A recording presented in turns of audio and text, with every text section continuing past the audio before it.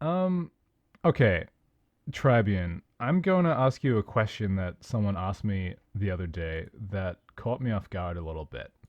Um, and the question was, what gives you motivation in life to get up in the mornings? The urge to we. Okay, sure. That's step one. That's low level. But I believe the intent of the question was like, what do you live for essentially, or what makes you like put up with all the inconveniences? What makes it seem worth it? Um, because my immediate reaction to that question was similar to yours in that like I mean half the time the only thing getting me out of bed is the opportunity to eat breakfast. I fucking love cereal, dude. And in that moment, that's my reason to live. That makes sense. Yeah. But like, yeah, in general, what keeps your life from being just a nightmare with no purpose? I mean, it kind of is a nightmare with no purpose, but I'm also easygoing enough that it doesn't bother me too much. Um, I think Hmm. for me, like, I've kind of asked myself these questions, like, not exactly like that specifically, but the type of like the type of mind I have, I kind of like. I guess I put it this way: I feel like my sole like desire in life is to experience as many things as I can, and I will optimize my life to like to focus on that. So like for me, so I'm someone who's like interested in stories and like I don't when I say experiences, I'm not necessarily saying like, oh, I have to go bungee jumping or whatever. Yeah. It's like I like knowledge, I like thoughts, I like expression, I like the expression of emotion and whatnot, and I like absorbing and feeling that. So when like I think of like the things I like to do, like playing video games, like whether it be like a gotcha game or something massive like like a Yakuza game, it's like I'm getting stuff from it. Like I'm getting these ideas that the authors want, and I want to live my life as optimally as I can, so I can maximize the amount of time like the amount of stuff I can get in, while being healthy and able to afford it. Right. Well, I mean, emotions are interesting and stimulating, right? Yeah. So why not uh, create circumstances in which they can occur? Perhaps in a safe environment, perhaps not. Um, yeah, I mean, I think to some extent I agree with you. Where it's like, well, I think there are lots of pleasures in being alive, just generally. Like, and a lot of varied kinds of pleasures. You know, some some things are fun in a stressful way, and some things are fun in a relaxed way. Some things aren't even fun, but you like them. Um, I don't know. I mean, I mean, for me, it's a lot of things. I mean, the fact that we get to be alive at all is like so completely statistically impossible. It's so strange. Um, like every now and again, I'll just be lying in my bed and I have this weird like okay, the first thing I'll think about is like in this kind of situation is oh yeah, I'm mortal. Like I will die one day, and for a minute that's like scary. And then I think like why do I feel so entitled to like the idea of even having thoughts or being able to see the color green or like having any sensation whatsoever? Like if you think about like it first suddenly the world seems completely arbitrary. All these concepts and feelings just seem like it's ridiculous that I get to have any of them in the first place. Um, and so I feel like that almost in and of itself is a good reason to live because it's here. Why Yeah. would it be? And it's not forever. Yeah. I think some of what you're touching on also like kind of leads into like the appeal of religion and whatnot because this. I mean, okay. First off, welcome to Bros in the Landfill. You weren't expecting a philosophical episode, were you? My name's Trybien. We have our co-host here, Lunchbillion, and we're gonna spit some thoughts at you and some knowledge, and maybe you'll come out of this being a bit dumber than you were before. Here's hoping. Uh, anyways, as I was saying for philosophy trash. Like the it is so bizarre that we are where we are, and it's at the same time we can only perceive as much as our brains allow us to. Hmm. And in a lot of ways, the way that human society and is structured, it's we're in this weird place where we're all living our own realities to an extent, you know? Like by the nature of the environments beating us down and shaping us in a variety of ways, it's not just that each person is different, it's like each person has their own fundamental reality. Yeah. And it puts everything in this weird context of what is real? Why are we here? What do we live for? And at the end of the day, you can only decide that for yourself. And I mean, on sure. one hand, I don't think there is yeah. a unified reason why everyone should live. Which is why I I thought it'd mean, be interesting to ask well, you. actually, I'm gonna counter. There might actually Oh, be a unified reason why we all exist. It's just humans are unable to perceive it. We can only either make guesses, hypotheses, or determine not to care about it. Because, like,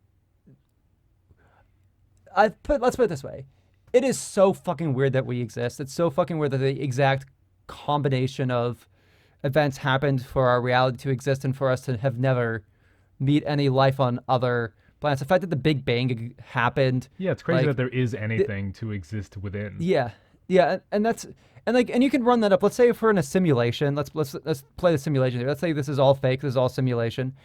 That means there's a reality that is running the simulation. There is Right. some sort of That's just as beings. miraculous. Yeah, like Because I mean, that world beyond ours didn't have to make our civilization or our yeah, simulation.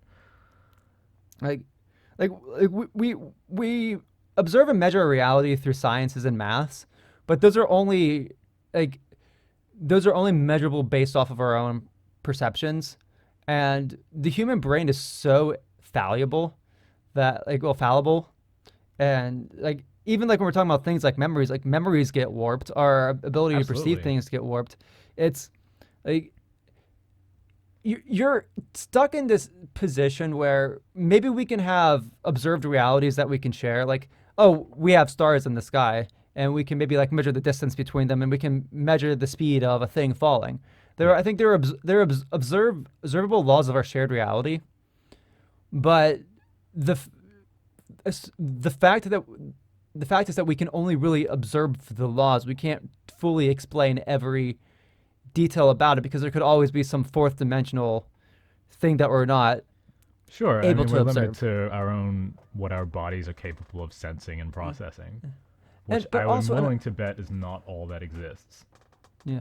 And by that same extent, this sort of conversation also isn't helpful because it doesn't, like, unless if we somehow gain the technology to observe different realities or observe the further truths of the universe that allow things to happen, like it doesn't particularly make us get us any further having this conversation. That's why I don't think you see a lot of scientists talking about this. Is kind of just the Of realm of course, it's philosophy. yeah, it's it's definitely not a scientific thing. I'm not asking for an objective Oh no, reason I'm not. to No, I'm yeah. not. Well, I'm not saying objective reason. It's just this. If we're going full philosophical like thing, it's like I think anybody with any shred of intelligence can like tell these things. Like, well, like can think about these things and observe these possibilities.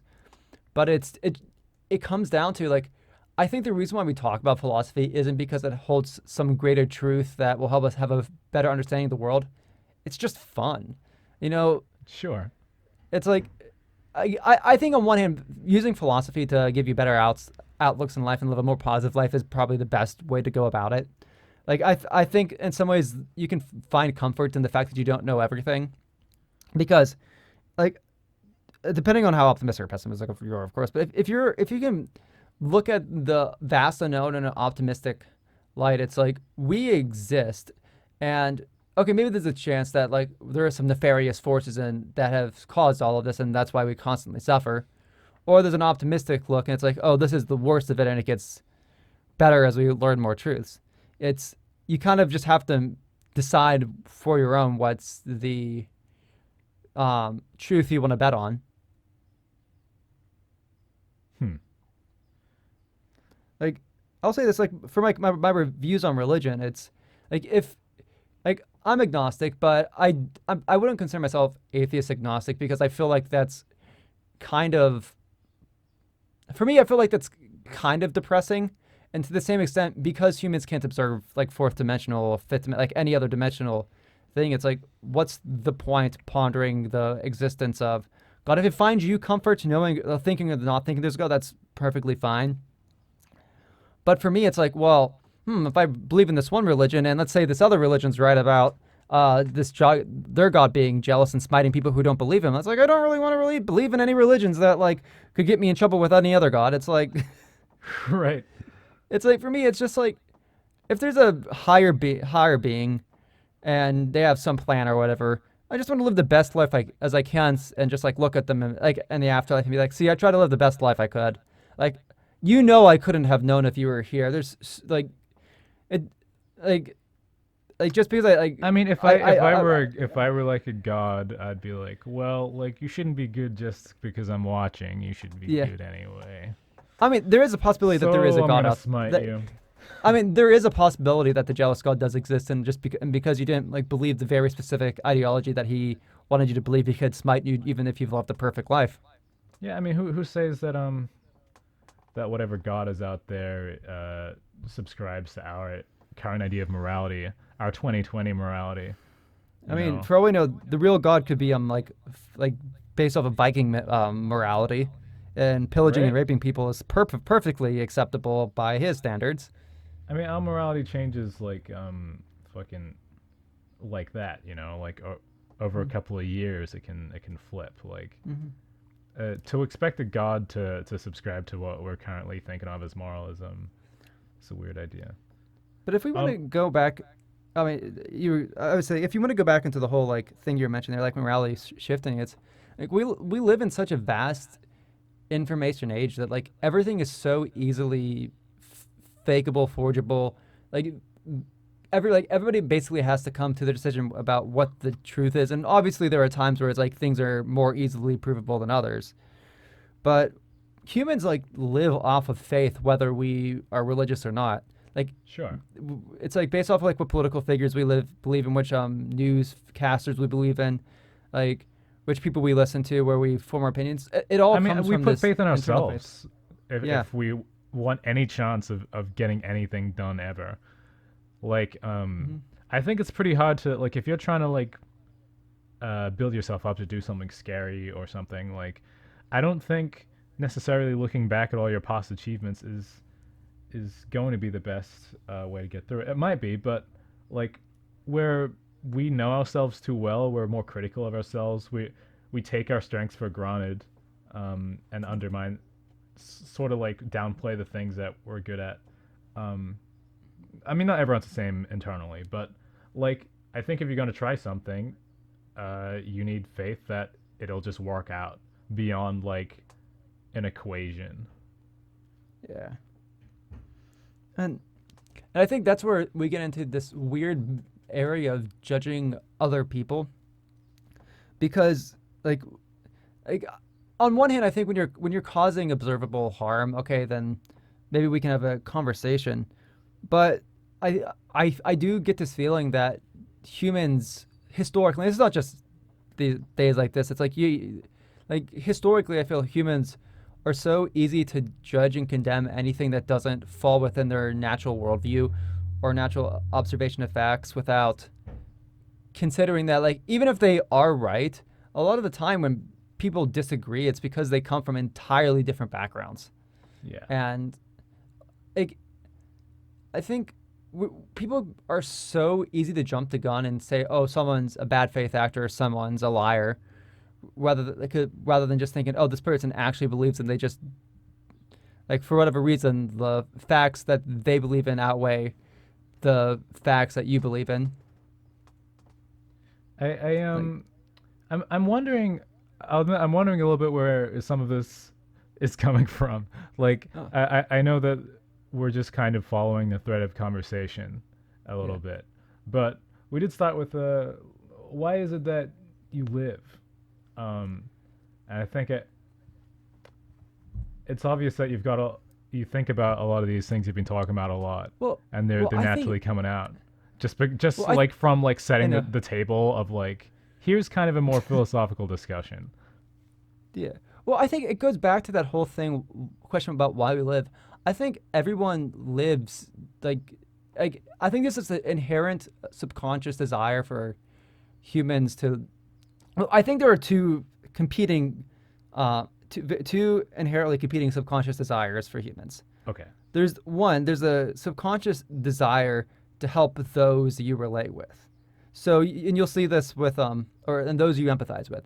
So um, for whatever reason throughout your life you'll have people you connect to, you have people you relate to, and you'll have people you empathize to, and whether it be through political, religious, family, or like there will be people you connect with, Hmm. and on that hand, there's a subconscious desire for humans to protect and help those we care about.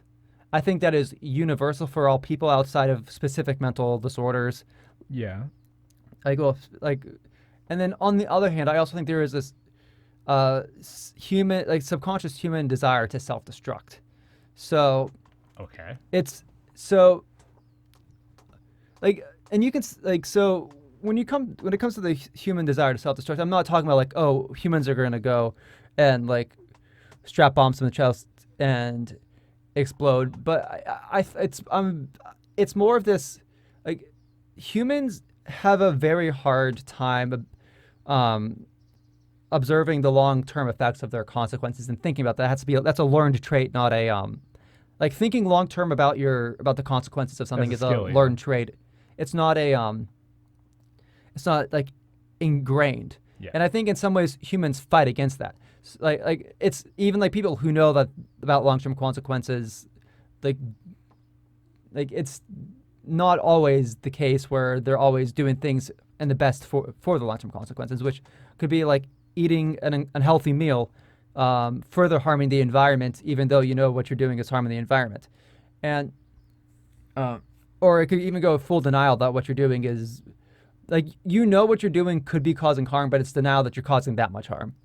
Okay. And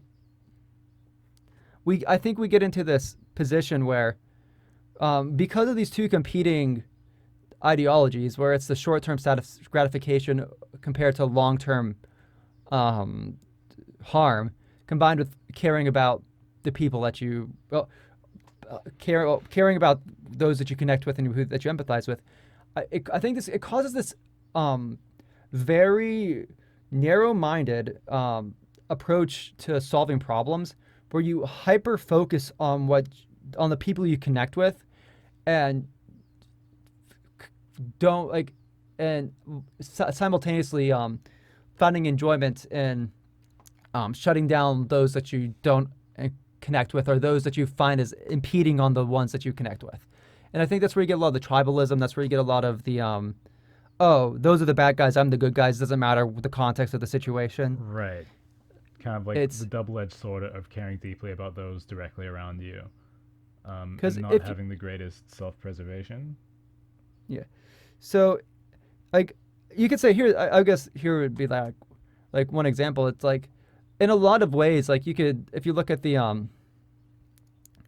energy, like if you're looking at like the energy like situation in the like well in the world, you have like your oil versus your natural energies. Like like on one hand, like the people that are skeptical of greener solutions, like there are real arguments to stay on the oil, like oil or coal or whatever, because it does affect like the oil economy is such a huge part in our global affairs. It's transitioning a lot of our like I Right. guess You transitioning a can't just lot. like change a huge thing Yeah. with no ramifications. Like you'd have to Hmm. accept that would happen. Yeah.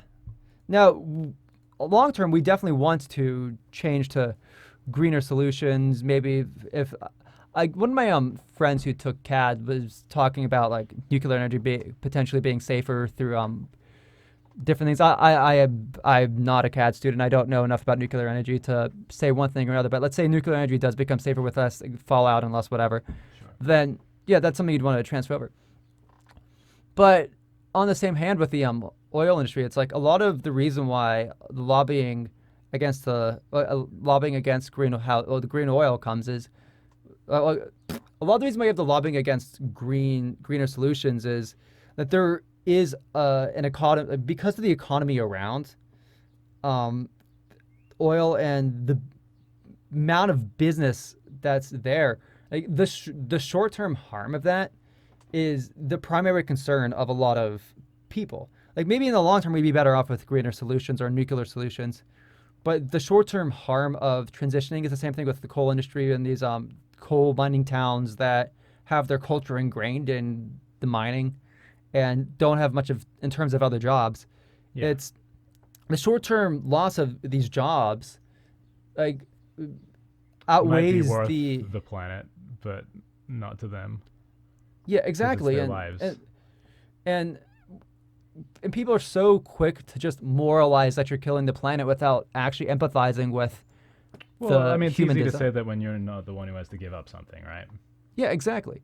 And that's the thing that I think frustrates me when people talk a lot about like wealthy people like having all this money and stuff. It's humans don't cope well with perceived loss, even if it's like even if like the loss doesn't like impact them that much. Sure. Well, Um, no one wants to be the one getting fucked over. yeah, and I think we as humans like we're it is a lot easier to look at other people as problems rather than trying to just make things better for ourselves and understanding that every action has a consequence. Like I think on one hand it's one thing to say okay well yeah the wealthy people do have maybe have too much money and we need to redistribute wealth on to the people a bit and I compared to it's like another conversation like oh the wealthy have too much money and like they're evil these are like evil people and evil corporations. It's human desire and human like especially if we're talking about corporations it's a lot more complicated. It's like corporations I would say are more amoral than necessarily evil. Like by the nature of the way they're set up, it's like you can have a CEO that wants to donate a lot of money, maybe doesn't mind paying higher taxes, but then you have the stakeholders who are there like, yeah, no, like you're here to maximize our profits, and if you don't do what we want, we'll just hire another CEO. Yeah, Like I we'll mean, fire you. I think it's a whole economic system that like churns out like these what's the word exploitation, I guess, right? Like Yeah, I feel like a lot of these I don't know evil CEOs or whatever are like a symptom of the general like fucking uh, philosophy of how things are run in the country. yeah. But I also think because people get so focused on the bad guys, they become blinded to they get blinded by the solutions that they like. I guess there's a greener grasses situation. I think on one hand, like it's been made worse through the internet and through uh, rampant misinformation slash like toxic bubbles of uh, wounded dogs um, licking each other's wounds, which I mean I'll say I've been guilty of that as I've matured. Like it's very easy to find these echo chamber groups of people who are going through similar struggles and to come up with these radical solutions that maybe you can perceive as making your situation better without understanding the real world implications of an issue. Now, I feel like we could easily, at this point, dive into some deep conversation about the Mm-hmm. nature of capitalism and what should be done about Yeah. it, if anything. But I want to rewind a bit Yeah. to. Yeah. Uh, Yeah. so you were talking earlier about like the two conflicting parts of someone's nature of like wanting to the urge to kind of self-destruct and the urge to care fiercely about the people who are right next to you, right? Mm-hmm. And that was part of how you were comprising why people want to live, or what people live for, or is that Well, just like a thing I that you have think noticed? no, I think that's where people find their urge. Like I think it's between those conflicting natures where people find their That they find what urge. their interest is, their like. It's I, where they find their purpose, I would say. hmm. But I so mean, is you mean like in a political sense, in an ideological sense? Because I'm more just thinking of like why do you even want to live? What is no, but motivating that's you? And no, maybe but it's wanting it's a cause or something, but but it's not necessarily even has to be a cause. You can. I guess maybe this would be easier to narrow down if we're looking at a simpler society outside, because everything is so complicated right now that well, trying I'm to clearly talk. talking about people in our current world. Yeah, I know, but I know we're talking about people in our current world, but I'm trying to narrow things down to a simpler idea, because I think that's where a lot of the more complex stuff comes from. Okay. Like, I think part of the reason why everything, like a lot of the reason why you have people so interested in politics and causes right now is because information and ideas can be spread faster and quicker than ever before. Everybody's more involved now than Yeah. 100 years ago. Like, but I think that's an interaction between internet, social media, and basic human nature, and and that's why, and this is why I'm getting where people get their causes and why people get their political affiliations. It's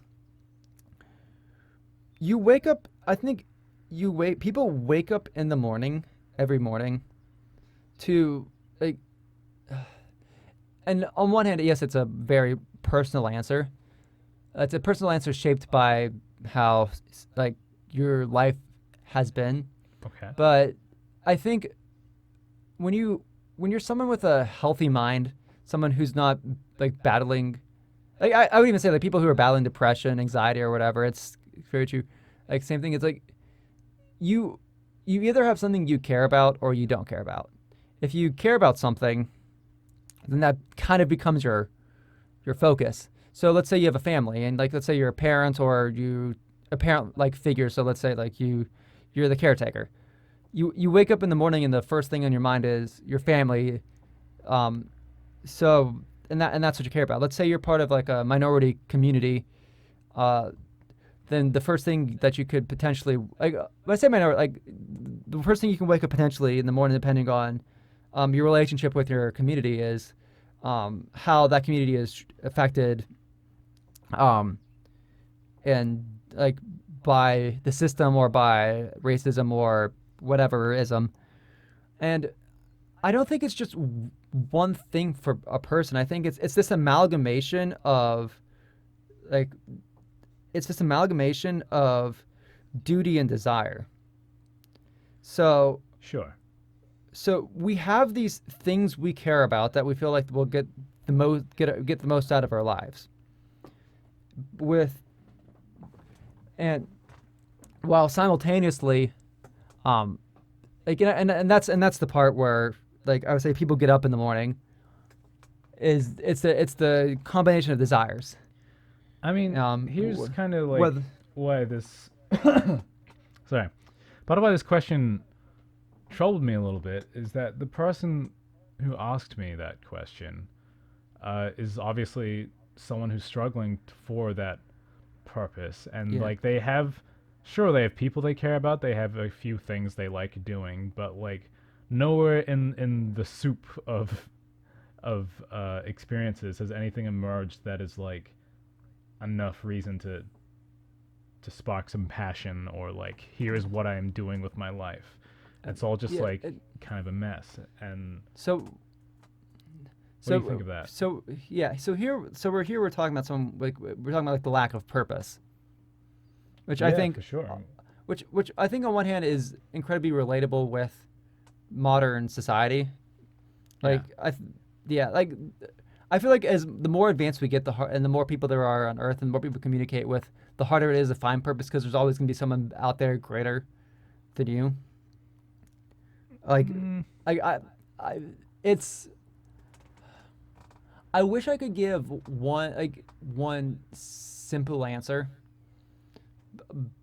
I would say on one hand, if you want to find purpose, just get off of social media. But that's always going to be my Yeah, well, I mean, answer. it's not like I Yeah, but can that's ask yeah, you no, for like yeah, no, how this guy should like look at his life uh differently, but like yeah, it's what a I situation. know. Like okay, I can tell you what what my sort of purpose is on a grander like I mean there's levels of it, right? Like we're saying level 1 is like I want to eat my breakfast.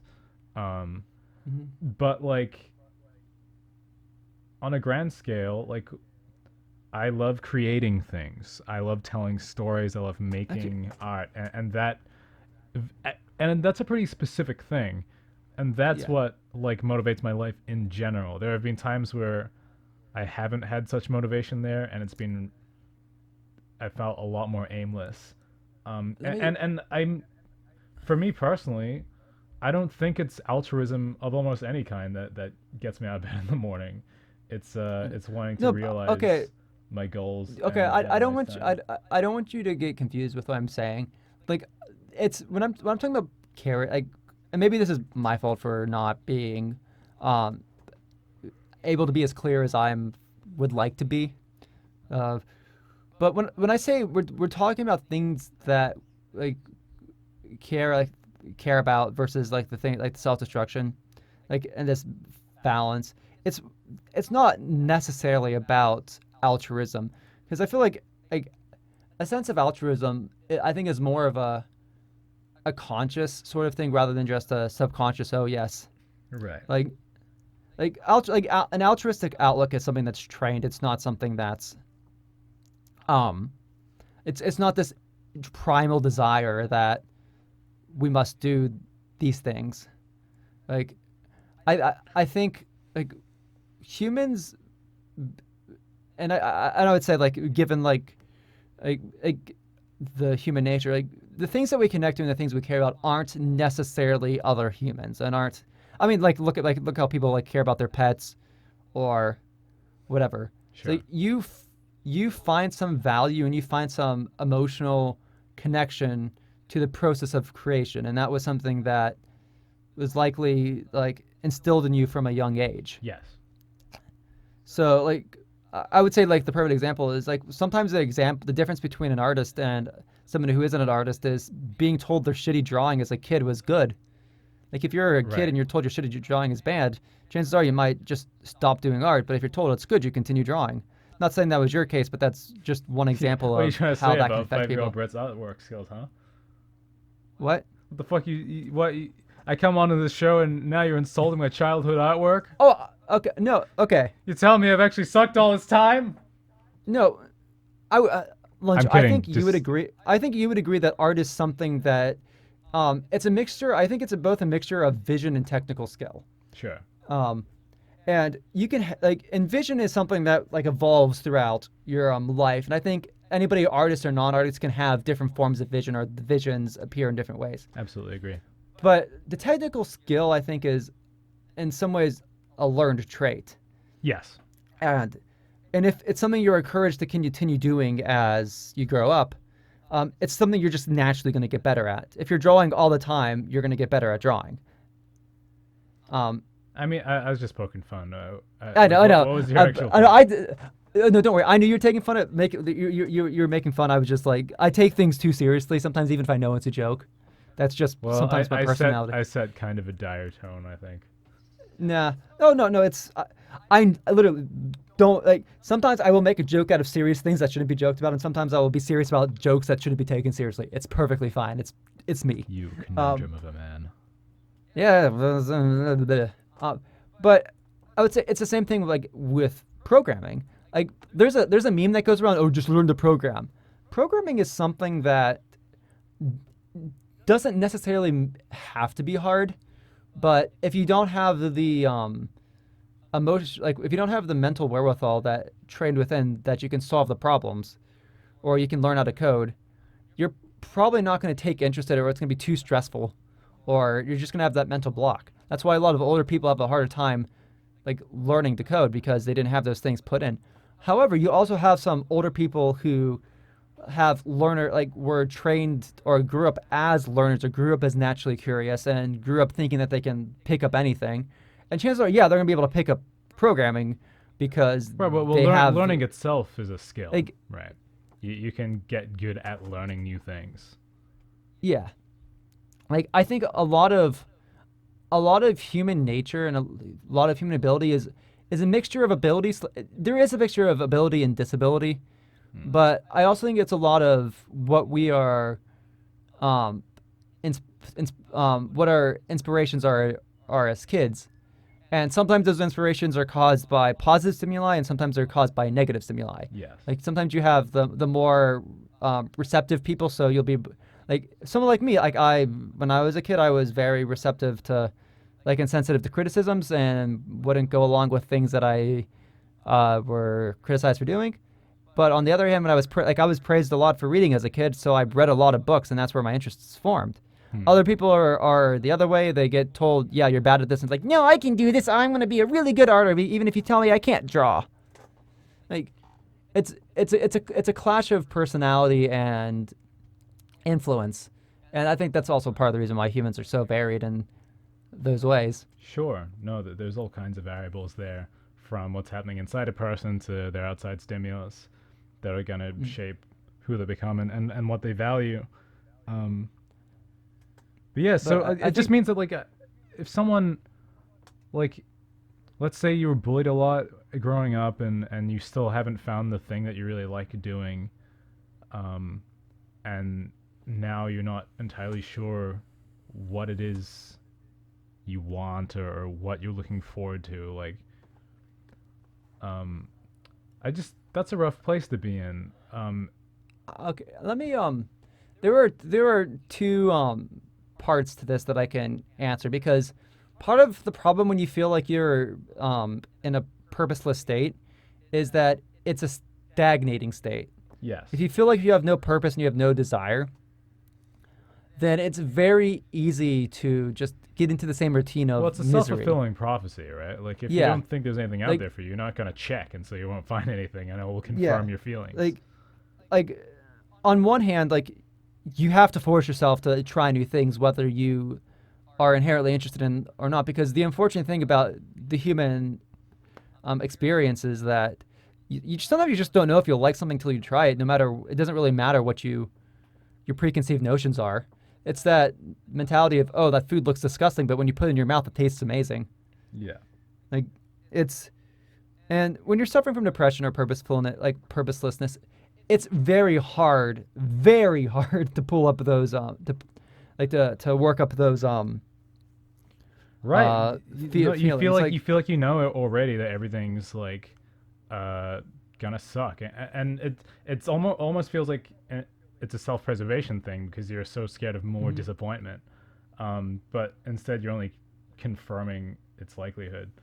And, Well, like, even physically, if you're depressed, it's exhausting. mhm. Like, energy wise, like Yeah. when I was at my most depressed, like, I'd have days where, like, I'll just be like, shit, I need to lie down. Like, I've just crashed all my energy for no Oh yeah. reason. It's Oh, not a great place to start from. yeah. Well, the way that I sometimes look at things is sometimes like it's a matter of making. There's two things. You can either do make small changes here or there to your routine. So, for example, for a lot of the time, depression and purposelessness can be exacerbated by health issues. So Yes. whether it be bad diet, bad sleep, not enough exercise. Like I can say from my perspective, with Helen and me, it's like we feel much better on days where we can have the windows open and we go out for a little bit of a walk. But if we've gone a week without walking because it's been too hot or because just we felt under the weather, like our like our mental, like our emotional state starts to drop at that point. No, I agree. And then we I go have the same thing. and then we go out for a walk and it's like, holy shit, like maybe you feel miserable after the first walk, but then holy shit, I feel like better today. I slept a little bit better last night, you know? Like Sure, I no, these don't things all, like, add up. I mean, like, if you've exerted yourself, it's easier to sleep because you feel like you've actually used your body. You sleep better, and then you're like you're a step ahead for the next day because you're starting from a better base of restedness. Um, but yeah. let me pose one other thing. I think this is the most important thing I think for a lot of the source of depression and purposelessness is if you don't like if you go long enough without feeling a sense of purpose. If you go too long without the change, like if you get like when you get into that routine, getting better becomes scary. Being happier becomes scary. It's a Well, it's unfamiliar, like right? You don't know like yeah, what that even looks like like.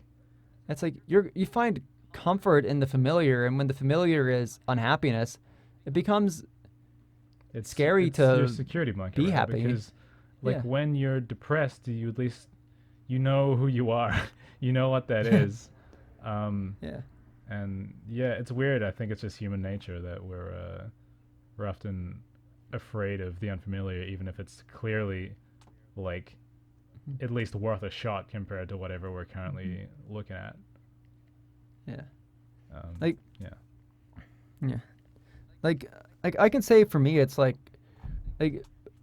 when it comes to like programming, like I've been with me being out of a job and not like and stuff, trying to find a new one. It's like I haven't like programmed professionally for like over 2 months now because I've been out of work, and like it's the it can be very depressing to think it's like oh like I'm gonna fall out of practice or whatever, and then but like when I do my courses on Udemy, I'm like, oh wow, it's like I can still do this. I feel good, and then I maybe like I do a day or two, like maybe I'm too busy, maybe I've got a job interview or I'm meeting someone, and then like it's hard to work up that motivation to go look at that again. It's like oh I'm just wasting my time, then I do it, and it's like oh wow, yeah no this is great. I have fun doing this, man.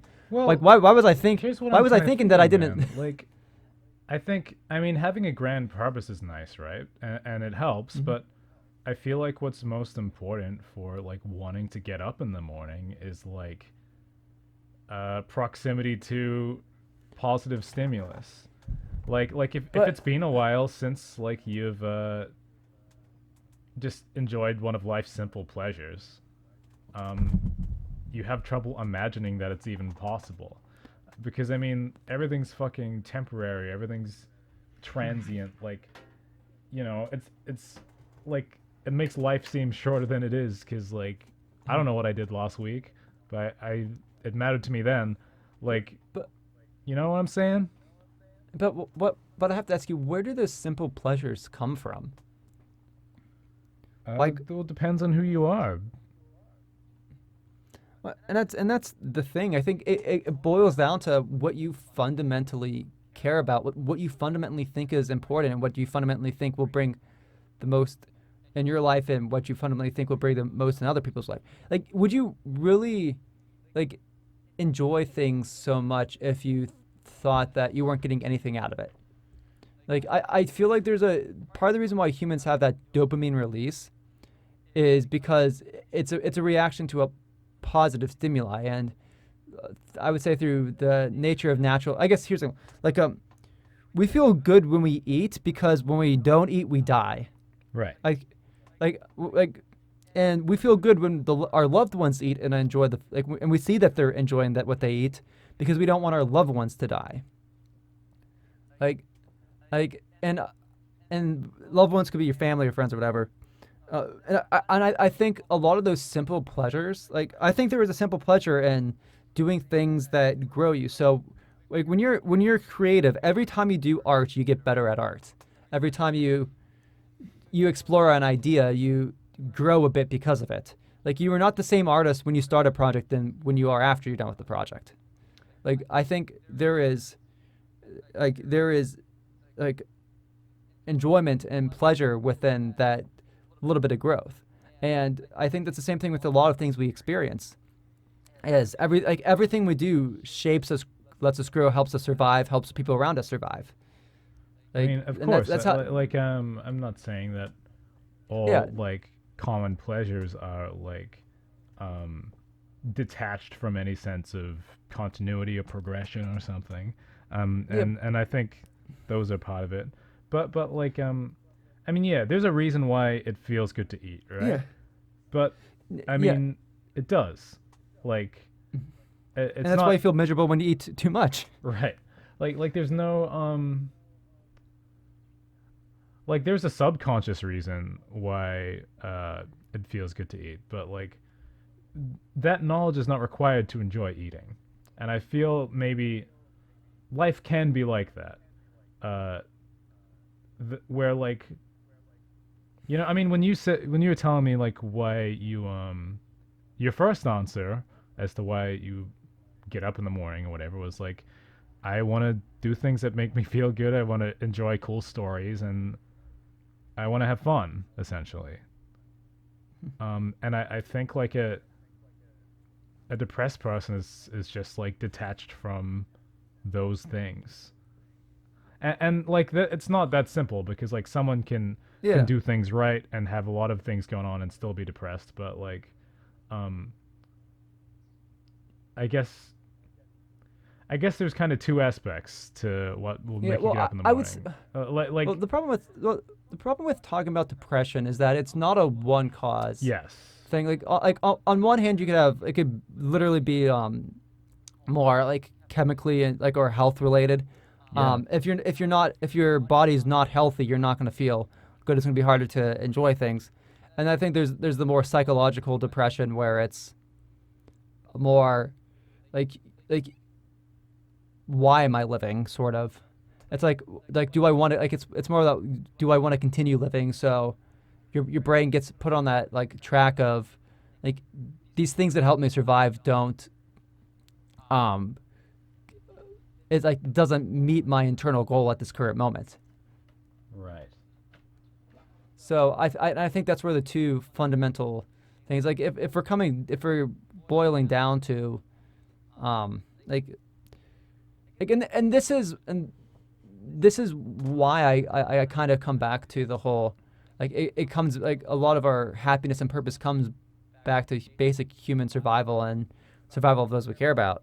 It's like you don't need like obviously you don't need to examine things this deep, but I do think at least for someone like me, like it helps me to push forward and enjoy things because being someone who's as logically minded as me, it's like, well, why do I care to enjoy things? Like, blah, blah. Yeah. Like, what's the purpose? Like, I've dealt with a lot of depression going through high school and middle. Like, I've always, like, I think it's important to have these different views on, and these different answers and different views on, like, reaching these answers because, like, people's minds work differently, you know? Here's Maybe, something like, for that some, is something kind of simple that might apply to most people off the top of my head. Um, I reckon you probably need two things. You need like a general sort of goal or calling or philosophy that's guiding your experiences, Mhm. right? But Mhm. the experiences that make up that goal have to be at least on some level intrinsically enjoyable. Like, I mean, I like getting better at drawing, right? I like moving Yeah. along the line, but I also like drawing. Mm-hmm. Um, and I like just spending time with my friends and like it's fun to talk to them, but I also enjoy like growing closer to them. Um, like you know, I could do anything with my life. I don't have to be an artist. And I think I would feel if I could become an epic fucking golfer. I'm sure that would be good, but I don't like golfing. So, uh, yeah, I feel like it's a mix of these two things, and I guess that Yeah. guiding philosophy, like, I mean, for me, it's like to tell stories and be creative, but to someone else, it might just be Yeah. to make meaningful connections, and that might be all they need, you know. But I think everybody Well, has yeah. something like Well, that. well, and that's where I was like, and that kind of ties back to like what I was trying to say earlier, where like a lot of our interests are shaped at a very young age, and that's a lot of what we become good at is shaped at a very young age. Like, but the unfortunate thing I think is a lot of for I think a lot of people, especially either those who face depression or um, lack of purpose, is either there's an incongruity with their current reality and their past interests, or they never formed something that was much of an interest enough to carry on forward. Hmm. Like, and I think it takes that bit of stepping back and trying things and seeing the things that you think you're good at and applying that to like whatever you find important. Because I think it's really important for people to like figure out what they value in life. Because if you know what you value, then you can start experimenting and trying to achieve that. Like I didn't just like stumble upon like programming because I grew up programming and I liked programming. Right, like Like what 5-year-olds fucking like you programming know, shit, you know? I know 5-year-olds are like they have like programming like games now that you can start getting kids into the Oh god. logical process at a young. Like the younger you get someone into like programming into that thought process, the more likely they'll be an amazing programmer as they get older. 2020 is Um, wild, dude. but like the first time I ever coded was I want to say sophomore. It was either sophomore or junior. It was I don't sophomore know year of what high school. It was the sophomore means. it would have been like 15 to 16. Like I didn't like I didn't start coding until I was 15 and 16, and I Okay. wasn't good at it. Um, but like I grew up on the computer. I liked computers and stuff, so I knew my way around a computer. And I was struggling at the time of my life. I went through many like different like sorts of like, oh, I want to grow up to be this. Like when I was young, I read a lot of detective books, so I wanted to be a detective as I grew up. And then I played Ace Attorney. I wanted to be a lawyer as I grew up. And I also really liked playing around with food, and like I wanted to be a chef when I grew up. Um, but none of those really. I mean, I guess being a chef probably could have been one thing, but I didn't really like the idea of working in a kitchen. Yeah. Like cooking was more of an experimental hobby for me. I recognize that I wouldn't want to make that a profession. Um, Being a detective wasn't as pretty as it was in books, and same thing with being a lawyer. Because man, if I could be a lawyer in Ace Attorney World, it'd be an entirely different story. But then I'd probably end up murdered like everybody in that series. Yeah, I mean, Like, dude, but actually no, that'll derail the conversation. I just wanted to mention that like I've been trying to with my friends trying to write a contract recently. What a fucking nightmare, dude. It's so yo, exhausting. seriously, Oh yeah, my god. I mean, like, is it like, man, New Zealand law? That'd be an interesting thing to delve into, because contract law in New Zealand is going to be much different than it's going to be in America. Sure. I mean I don't even know what should apply here because like we're writing a contract to like for a guy in London to work for us. Oh yeah, that's a really weird jurisdictional question. Like, like I wouldn't say have you talked with any lawyers, but at the same time, like I know you guys don't like have this budget that could really afford lawyers. Exactly, right? Um, Yeah. but we're I, mostly I modeling after New Zealand stuff. But yeah. anyway, Well, I would imagine if the person agreed to the terms of the New Zealand stuff, then yeah, they'd be like it's in within our that contract that's jurisdiction. like, hey, if there are any like disagreements and stuff, like it'll go under like New Zealand court, you know? Yeah.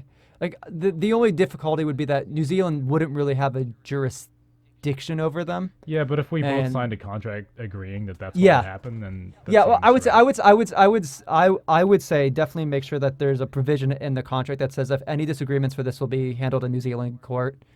Right. Because if they sign that immediately waivers that this is not legal advice. I would still say look into this yourself and maybe ask a lawyer that you can afford for like at least a legal question like that. Sure.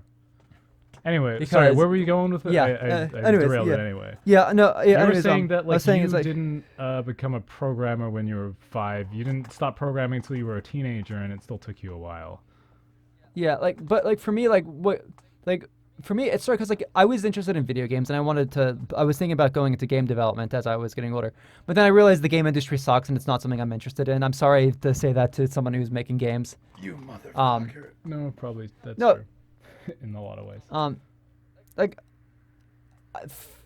for me like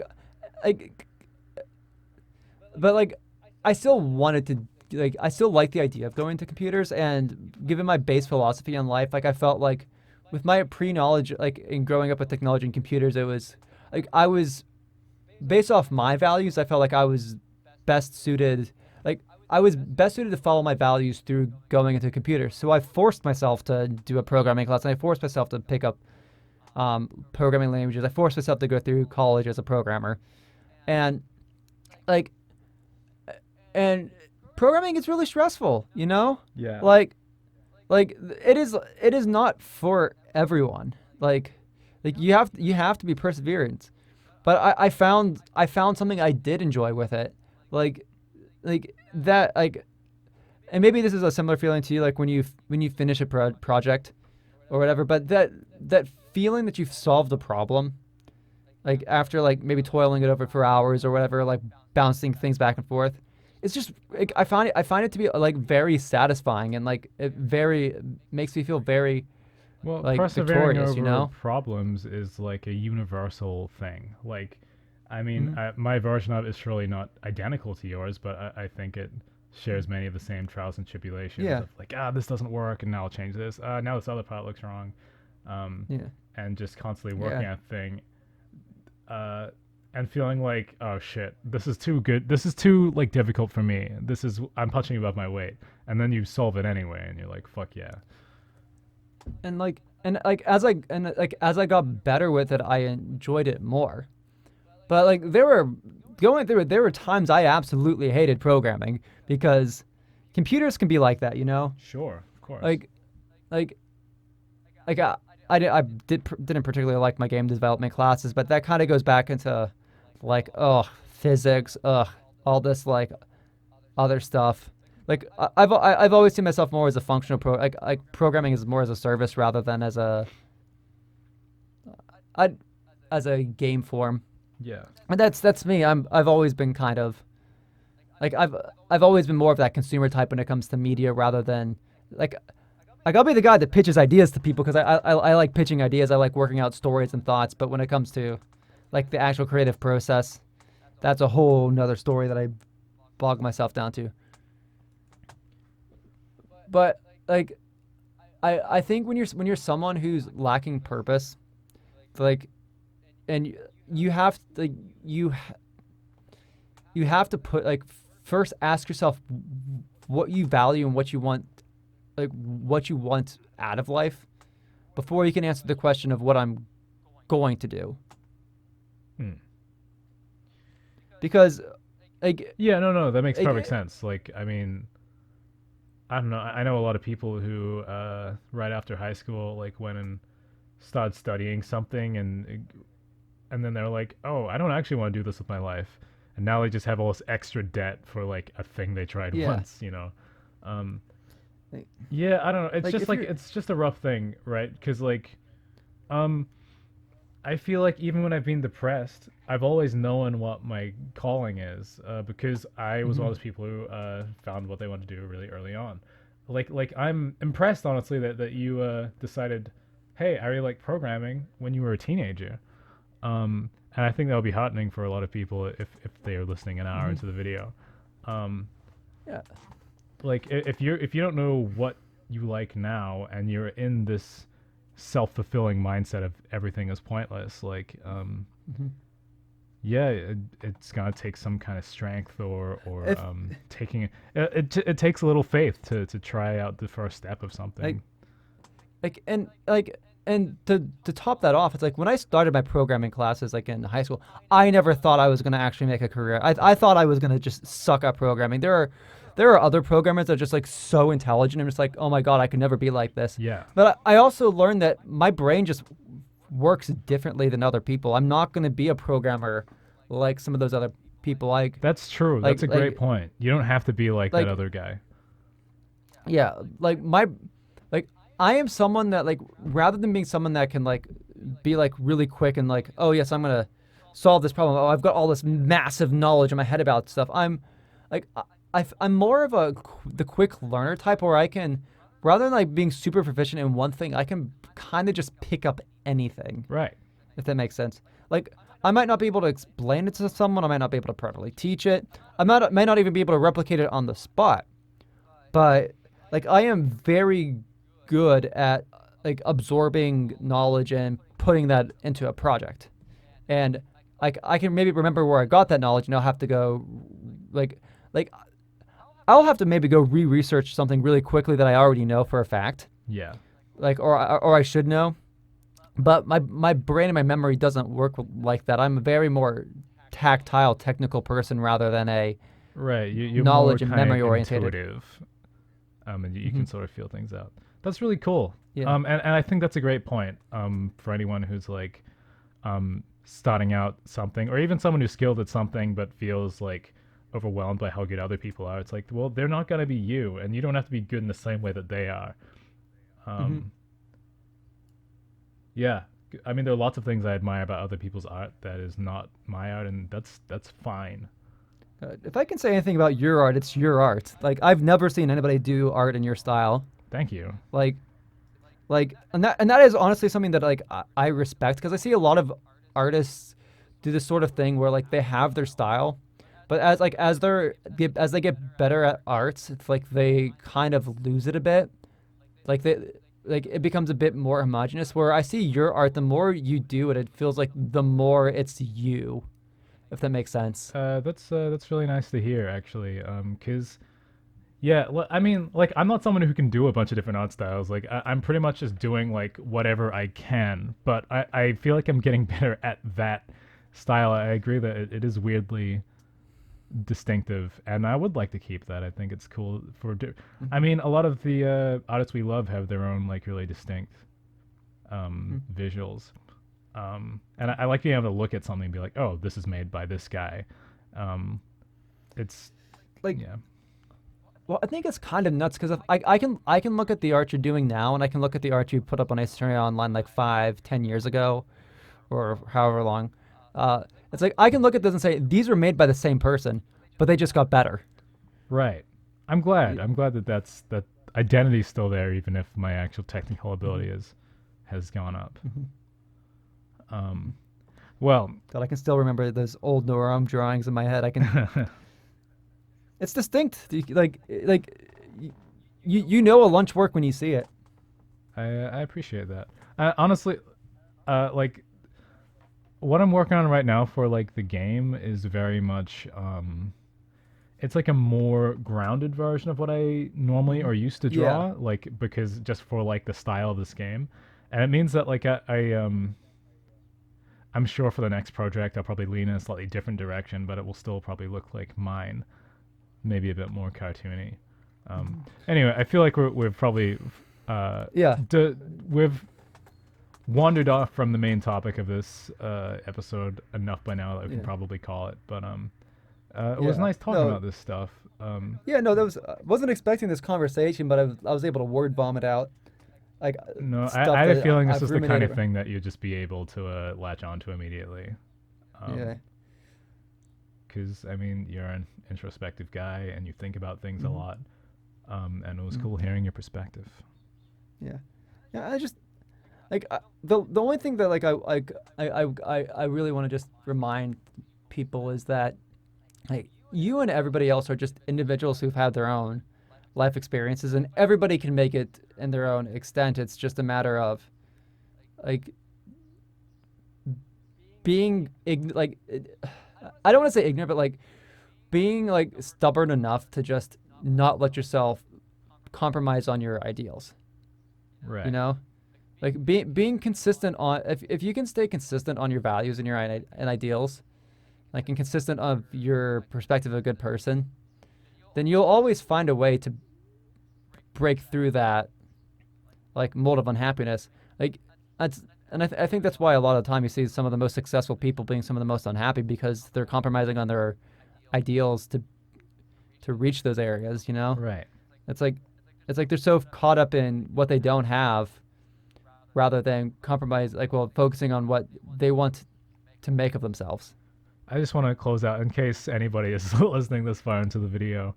You know. Um, that if you are feeling depressed or you don't know what your life purpose is, and things seem meaningless, just know that you are totally not alone. There are so Yeah. many people who understand what you're going through or have been through what you're Yeah. going through.